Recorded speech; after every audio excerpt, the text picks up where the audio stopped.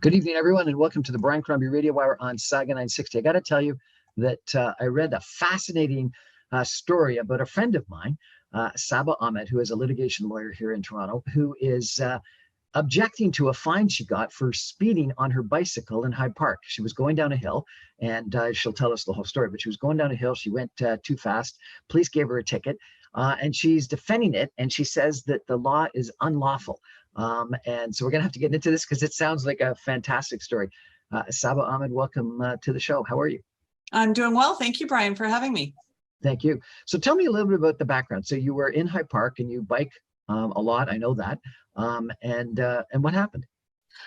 Okay, so it was in July. I was taking my kids to daycare. They had a daycare in Hyde Park, and there's a lot of traffic.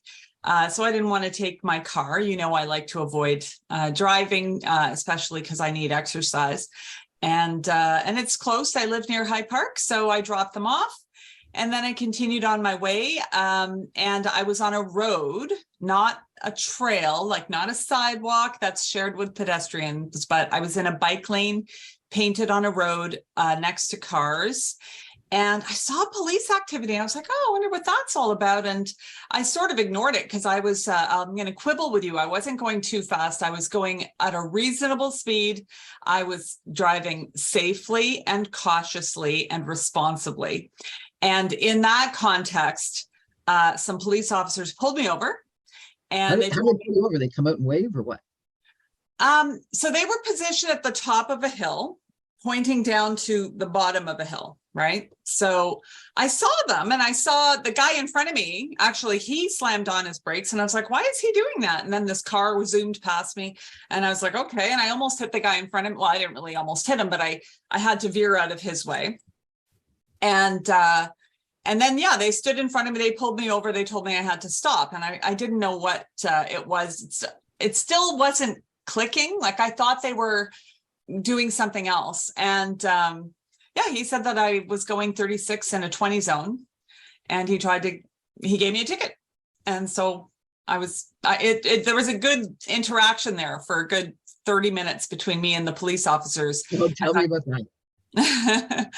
Okay, so the first thing that I did is I put them to task. I said, you know, what rule am I violating? Because I know the Highway Traffic Act, that's the provincial statute, does not apply speed limits to bicycles. That is not a rule. And so I was trying to figure out what they were alleging that I violated. So I looked up the statute and I was looking at it and I was reading it, and this can't be right. And I said to him, well, I think you don't have grounds to stop me, so I'm going to go. And I tried to leave, and he stood in front of my bike and he stopped me. He might have even handled my bike, actually. So the reason why that's important is I'm going to allege also that it was a detention, an unlawful, arbitrary detention, because they had no reasonable grounds to stop me when I'm just going about my business doing nothing wrong.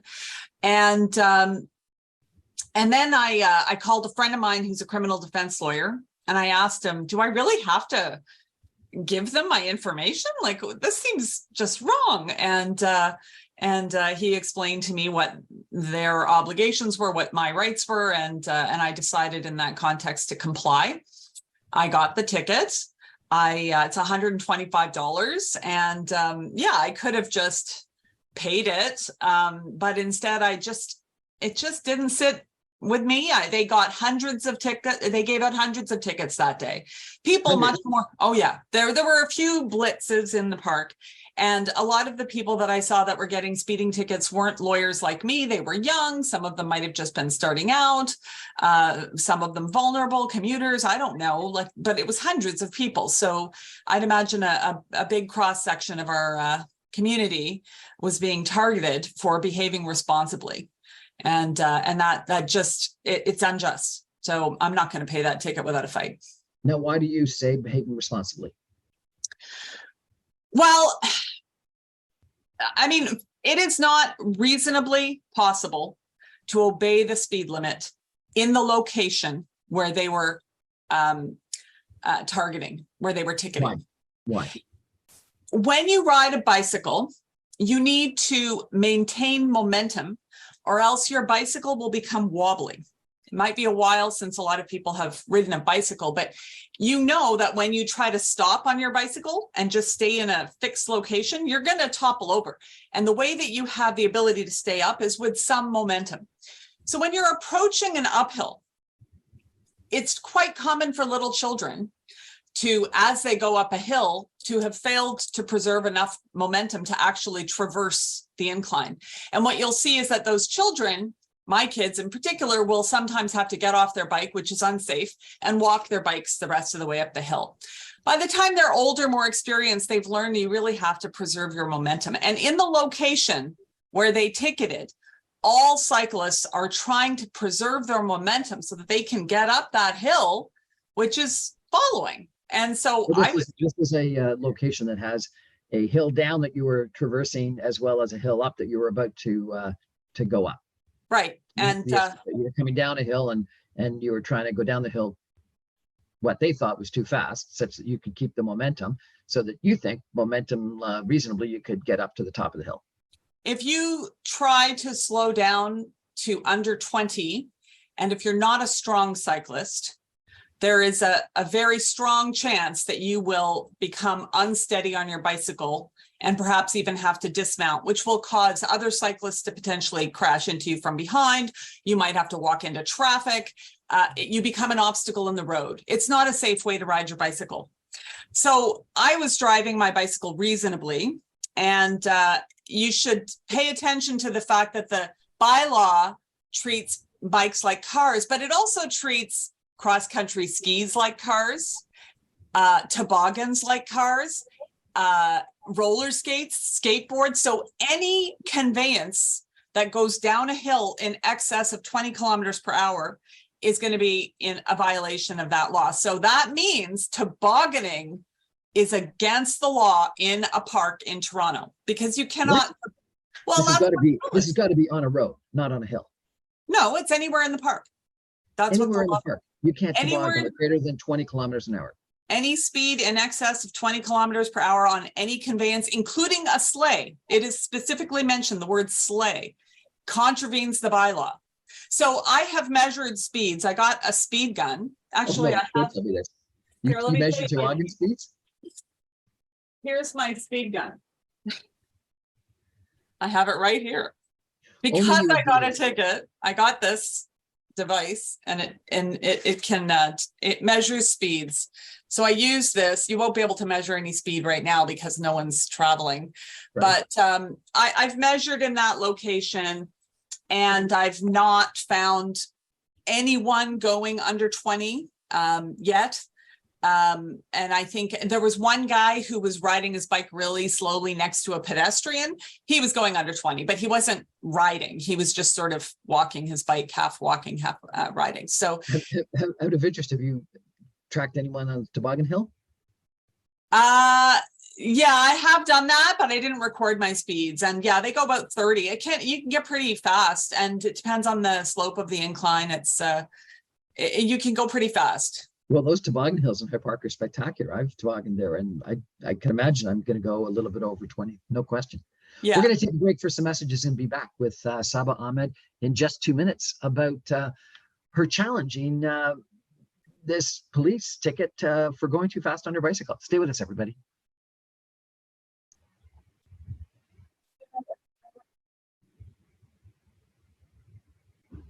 Welcome back, everyone, to the Brian Crombie Radio Hour on Saga 960. Really interesting story with Saba Ahmad, who is a litigation lawyer in Toronto.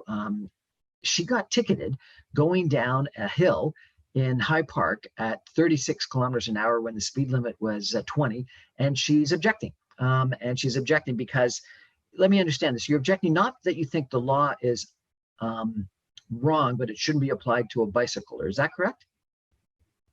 I think the law is wrong. I think this is a case of government overreach. And I think most people are so accustomed to police officers, law enforcement intruding on our lives because we are drivers and we're so used to it. We've forgotten why they have the right to stop you. And there's a big difference between being a driver of a highly regulated vehicle where they have a large body of evidence to justify intrusions into your life. And now to apply that to a regular park user who might just be on a toboggan or a bicycle, I'm not engaging in an inherently dangerous activity. I don't have a motorized vehicle whose fitness needs to be checked. There's a lot of case law that explains why, like the RIDE program, police can pull you over to check if you are drinking, if you've been drinking. They have that right. That constitutes a detention under Section 9 of our Constitution, but it's justified because, and now here's the kicker, there's a lot of research to show that if you don't highly regulate motorized vehicles, there's a risk of death and injury to a large number of people. The general public welfare demands that we regulate motorized vehicles. We don't have that research to justify intrusions into other lawful, innocuous, safe, reasonable activities, like riding a bicycle, like going down a hill in a sleigh. These are zones of, privacy or you're just using a park. And I was just a park user doing nothing that put anyone at risk. And what they want me to do puts me at risk and the cyclists behind me at risk. It's not safe what they want me to do. And okay, so tell me what the process is here. I understand you were in court this week? Yeah, last week on Friday, I had a court attendance. The prosecutor has threatened a few times to move to dismiss my case on varying grounds. And on Friday, he just said that he wasn't going to move forward with that. I guess he read my factum and a factum is like a written brief, a written argument. And he came to the conclusion that it wasn't necessary or he no longer wanted to move to dismiss. I can't really opine on his reasons why other than what he said. What did he say? That his concerns were addressed in my written argument. I think what he was trying to say was that my notice of constitutional challenge was deficient in form and substance. And one of the issues that he raised to me is, he said, well, give me a case that tells me why you have the rights that you say that you do. And so I did. I gave him a case, and then I did it in a more comprehensive form in my factum. The case that I did, actually, there's a sex workers case. You might be interested in the Bedford case. I don't know if you heard about that one. I have not. Please tell me. So some sex workers, prostitutes, were alleging that various laws that prevented them from hiring a receptionist to screen callers, for example, or hiring a bodyguard or having visits in the home rather than call outs, that these regulations or these laws that made those measures illegal were putting them at risk of harm. And so they challenged those laws and they were successful. It went all the way to the Supreme Court of Canada, and it was about the Section 7 right to be right to life, liberty, and security of the person. And they were talking mostly, I think, about security of the person in that case. And that's an example of a case where there was a law that was making it less safe for them to do what they were doing, which was a lawful activity. In their case, it was sex work. And it's quite analogous to my situation. I'm engaging in a lawful activity, riding my bike. Some might even say the stigma of riding a bike is even less than that of being a sex worker, but it depends on who you would ask. So anyway, I thought I was doing a responsible thing. I was going into the park, getting some exercise, dropping my kids off, and they want me to follow some rules which would put me in the way of traffic. And then I've also got a health argument. Part of the reason why I ride my bike daily is to lose the pandemic weight. It was in March of 2021. Actually, I was on your show. I think we were talking about, I saw myself and I was like, oh my God, I've gained all this weight from the pandemic. I'm not the only one. And in about March of 2021, I was like, that's it. This is risky. It's not good for me to have gained weight. I need to get back into shape. And my gym is closed, lockdown. So I didn't know what to do. Running hurts my hips. I can't run. I'm not a runner. The only cardio exercise that I had access to, my house is too small for a Peloton, or too populated for a Peloton. I have lots of kids and, a home office and all that stuff. So I was like, well, I know how to ride a bike and I know a safe place that I can go to ride my bike every day. And so when they ticketed at that time, they also took away the only avenue I have for cardiovascular exercise in that time. Like now my gym is open again. I'm still not doing cardio in the gym actually, because I'm worried about huffing and puffing in a possible infectious environment. But at that time my gym was closed. I really didn't have another way to get cardio. And I did. I lost all the weight on that loop where they tagged me. I lost the pandemic weight. I really did. And they're trying to say that was illegal. So what's the next step? Well, we have a couple of case conferences coming up. I need to get some expert reports together. So one of the expert reports is going to be about a physics concept, F equals ma, force is mass times acceleration.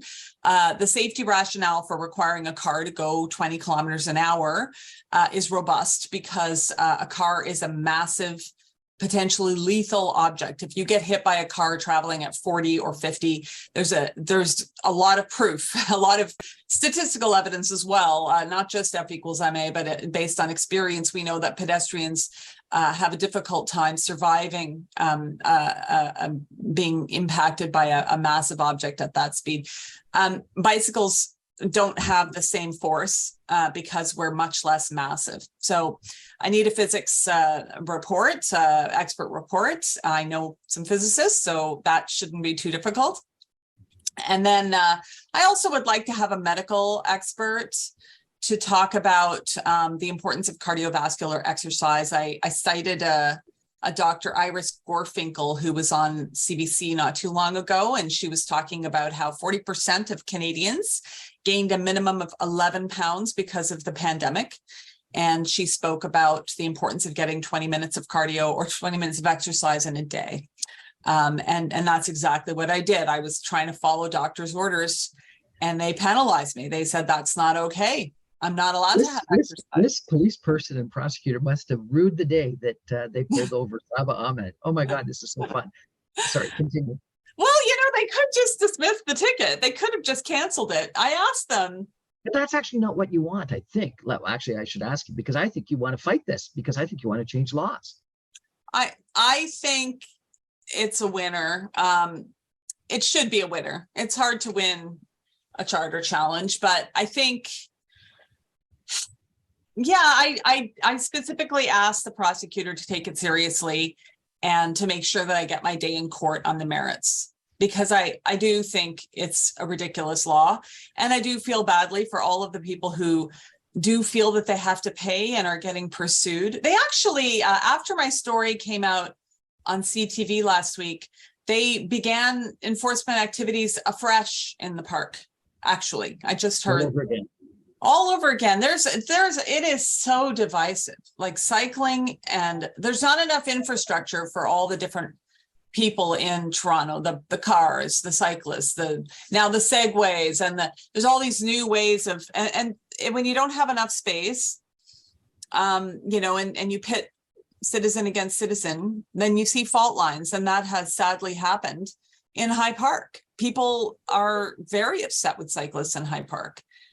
Even lawful cyclists who are in a road segregated from pedestrians, the hostilities have gotten a little nutty. Why? Because they think they're going too fast, or what? I do think pedestrians in High Park have, in my view, an unreasonable fear of all cyclists, even who are going safely. And I think it's because they've had experiences on mixed use trails, which I've had as a pedestrian. And they seem to project. And they also, I think bikes are quiet, right?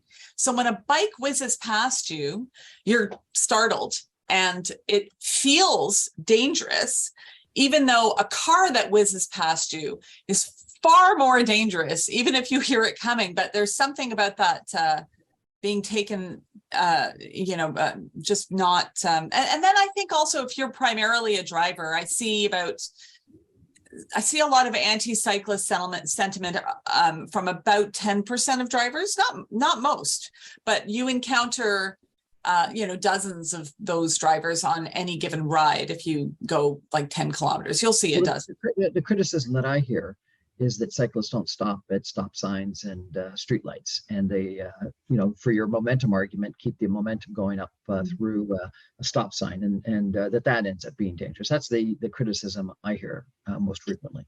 Yeah, and I think I don't believe that the law should require cyclists to fully stop at stop signs like a car. And if you have experienced cycling, you'll understand the momentum argument as well. If you, I do stop at stop signs frequently, but not when I perceive that it will expose me to the danger of being an obstacle in the way of one of those 10% of drivers. Mm-hmm. So when you stop at a stop sign fully, it'll now take you 10 seconds to get through that intersection, to go from 0 to, the speed that you need. It takes a long time to get your bike to move again, especially me, I've got a clunky bike, I've got gear, I've got lots of pannier bags, and I'm not that strong. So it takes me a long time. And if I come to a complete stop, I'm hoping that the drivers around me are patient, and they sometimes aren't, and you only need to have one a week who makes you feel unsafe, where you really want to avoid that as much as possible. But the other thing is, they think you don't stop when you do. That's something I actually, I'll tell you, the moment I got my speeding ticket, as soon as I started going again, I went to a stop sign and I came to a complete stop and I got stopped again. And the cop told me that I didn't come to a complete stop. I said, yeah, I did. And he said, no, you didn't. I said, look, I just got a ticket. I didn't want a second one. Like, I came to a complete stop. You were looking somewhere else. And he was like, oh, well, if you already got a ticket today, and he waved me on. But I almost wanted him to give me a ticket because I came to a complete stop. He just assumed that I didn't, How do you prove, how would you ever prove that? It's a he said, she said argument, policeman versus Saba Ahmad? I don't know how I would prove it. I'm glad I don't have to, prove that one. But, the Idaho stop is a way of regulating bicycles at stop signs where you can preserve some momentum, because, if you do an Idaho stop. Hold it. What's the Idaho stop? I don't know what that is. So the Idaho stop is what the rule is in Idaho, which is that a stop sign is a yield sign for cyclists. So you roll through a stop sign, and that's what studies show is actually the safest thing that for a cyclist. Really? That's interesting. And Idaho has passed that.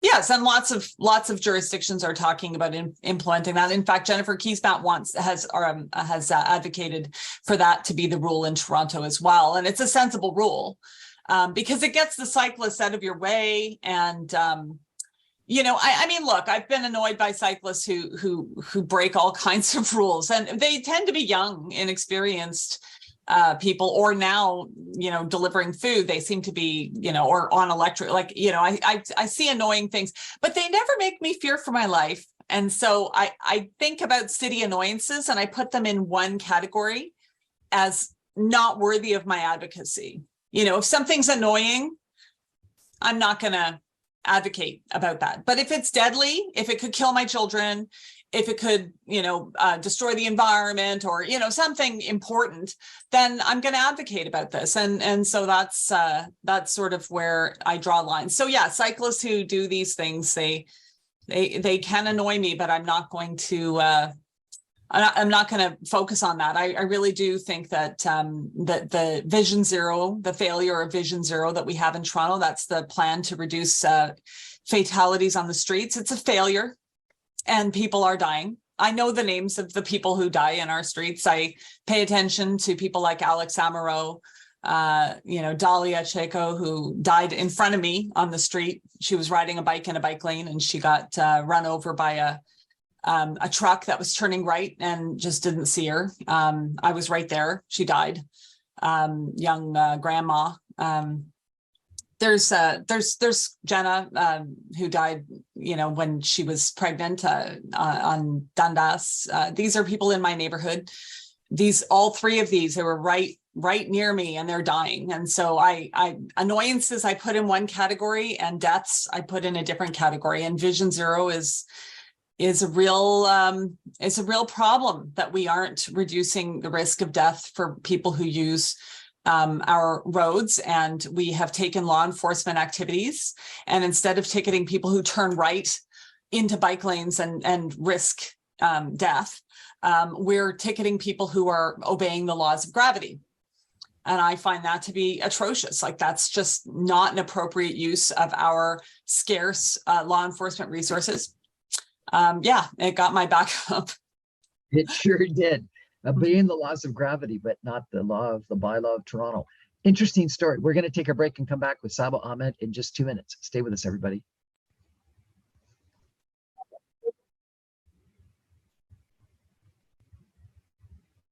Welcome back, everyone, to the Brian Crombie Radio Hour on Saga 960. I'm having a lot of fun chatting with Saba Ahmad today, a litigation lawyer here in Toronto, who has been telling us about a speeding ticket she got for going 36 kilometers an hour down a hill in High Park, and the speed limit was 20.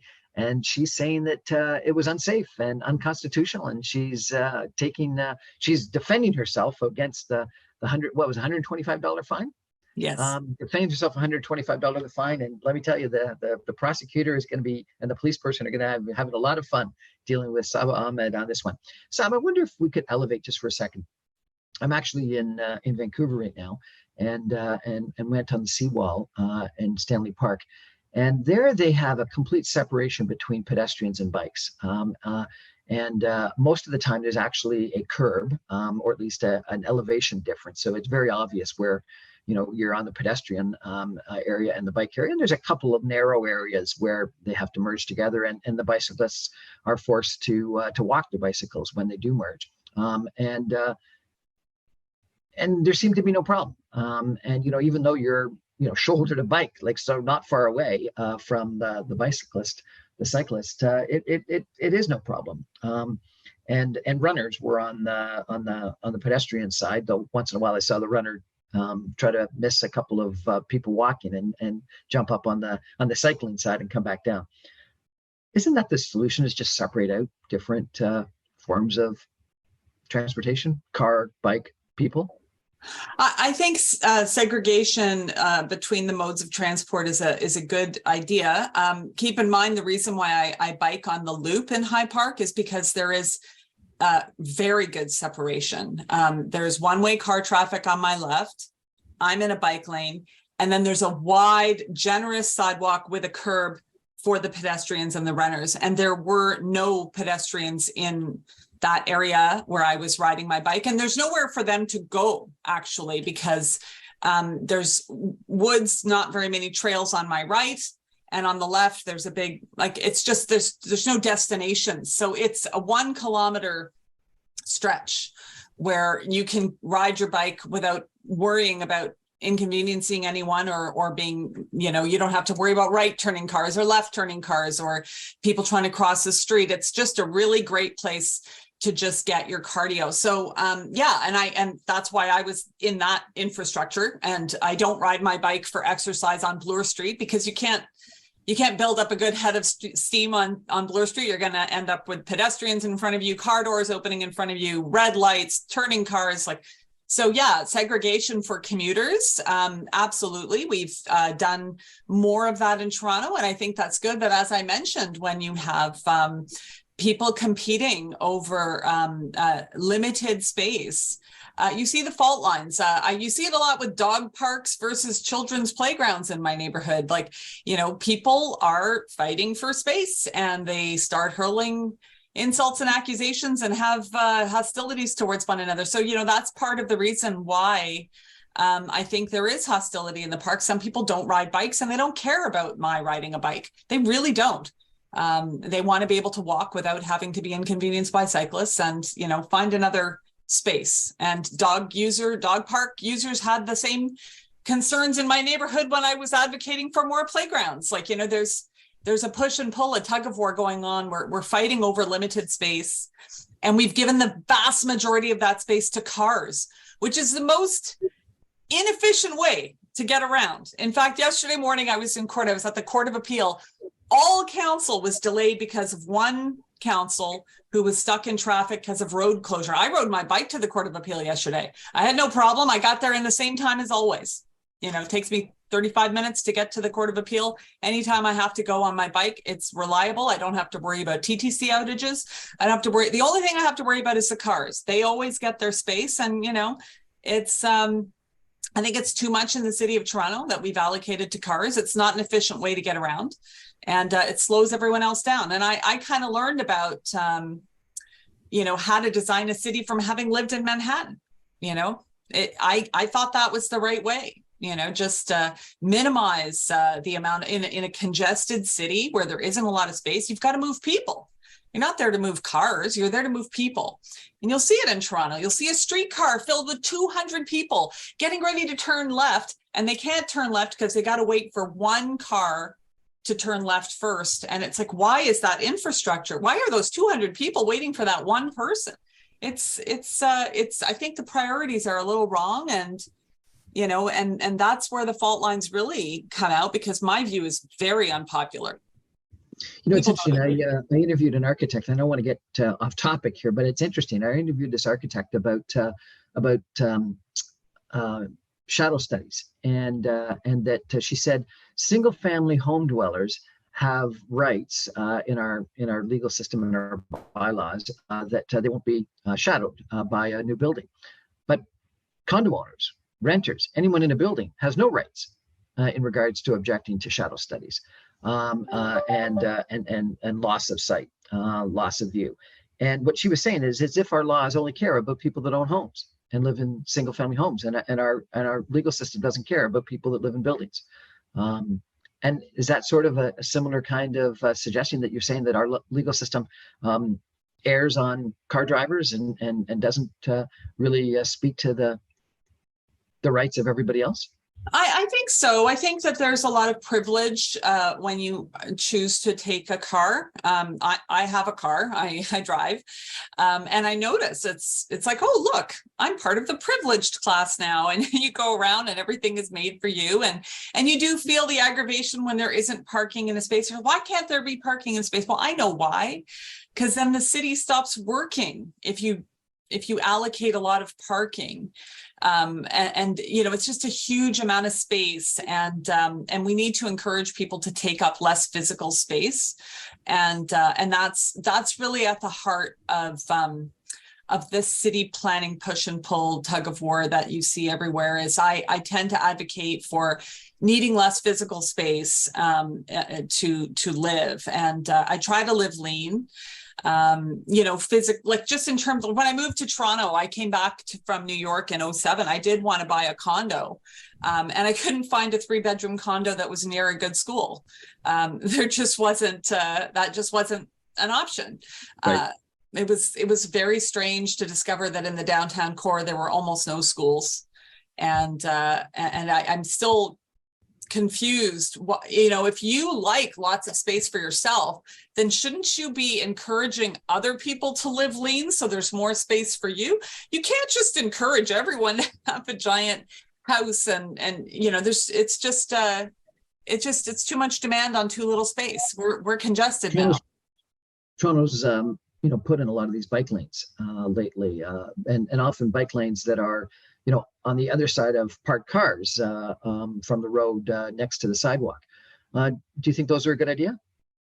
I think a lot of the bike lanes make sense. I was actually originally opposed to some bike lanes on University Avenue, but then when they put them in, I was like, yeah, you know, this is better. And I haven't noticed a slowdown in terms of how fast I can drive downtown. When I can't drive, it's usually because of construction. That's what gums me up when I'm driving. So yeah, I'm very much in favor of more bike lanes. And I think if you have lots and lots of bike lanes and more people riding bicycles, everything moves faster, including the cars. You know, if you have fewer cars on the road, you'll drive around faster. You know, I never really found it to be too much traffic when I was in Manhattan in my car, which I used to do as well. It was, you know, lots of people were using active modes of transportation. So there was space for me in my car. There weren't that many cars around because people had options. So I think it works. And, but you have to maintain those bike lanes. You know, it's, if you don't plow them, then people won't use them. But my husband bikes to work all year round. He goes from our place near Hyde Park downtown to U of T, and he finds that he can manage it without any difficulty. It's still the most reliable way to get around. And he rode really even in the winter, in the snow. If you can ski, you can bike. There's no difference. I've got my helmet with the ski goggles. If there's people say it's too cold, well, then do you ski? Like, no, it's not too cold. You might be worried about slipping because they don't plow the lanes. If they plowed the bike lanes, you wouldn't be worried about slipping. If you really were worried about slipping, you can get the studded tires and deal with that issue too. But it takes longer to get on your bike on a snowy day, but it still is the most reliable way. You mentioned the nanny state on the break. I love being independent of the government. I don't like having to rely on the government to give me transit or roads or electricity. I really just want to be able to take care of my own needs to the greatest extent possible, which is why I like to ride my bicycle, because it's all on me. Okay, so let's talk about that a little bit, because I wanted to address that. I think a lot of people objected to mandates on mask wearing and social distancing and things like that. But also people, have commented about seatbelts and rules in regards to bike helmets, and that sometimes, particularly a criticism of municipal politicians, but also provincial politicians, that they don't have enough to do, so they get involved in so many things of regulating our day in and day out life. Have we got a system now that you think that where we've just got too much government regulation of little things, that it's the nanny state, that they're influencing too much of what's going on in our day-to-day life? Well, I have some real strong opinions about this, but they are niche. They're not popular because I have some ideas about where the division lines should be. I absolutely do not want the government to tell me, for example, that I can't wear blue on a Wednesday. That is not okay for the government to set an arbitrary rule that intrudes on a personal decision that has no benefit for the public whatsoever. And that's actually an example that I'm using in my case. It's arbitrary. There's no public good being achieved by the law. It's just like telling me I can't wear blue on a Wednesday. And I think the government should never be able to pass a law that has no objective, no purpose, doesn't serve the public good. I'm opposed to that. I think the right to liberty is really embedded in that. The government shouldn't be able to do something that alters the way that I live my life for no reason.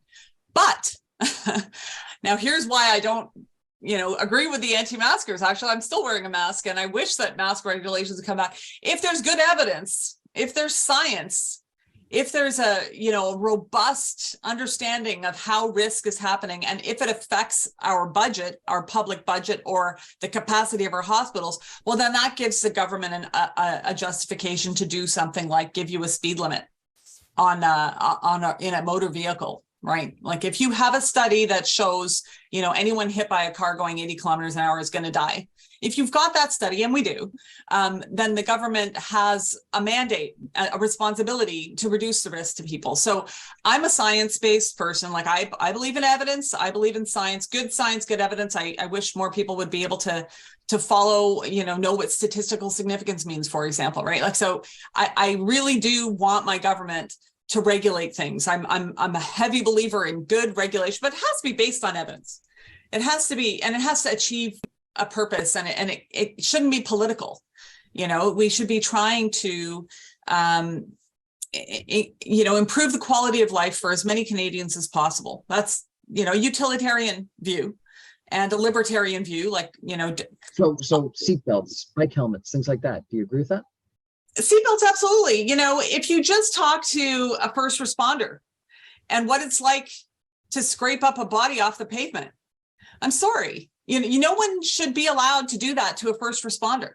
Wear your seatbelt and don't expose a first responder to that. That's my view. I think that gives the government the mandate. And also, it costs a lot of money to take someone who didn't wear a seatbelt and to stitch them up in the ER. And I'm going to pay for that.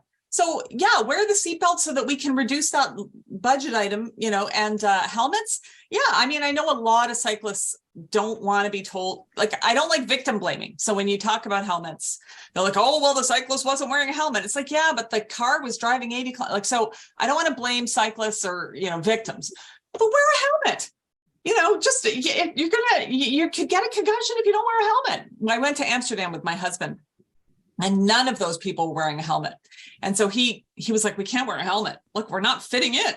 And so so I finally took off my helmet. And then I was like, well, I'm such an idiot. The laws of gravity are no different in Amsterdam. I think you should wear a helmet. You should protect your head because you could get hurt. So that's okay, but you go to Texas or California, and the guys on the motorcycles driving down the highways don't have helmets because it's the land of freedom.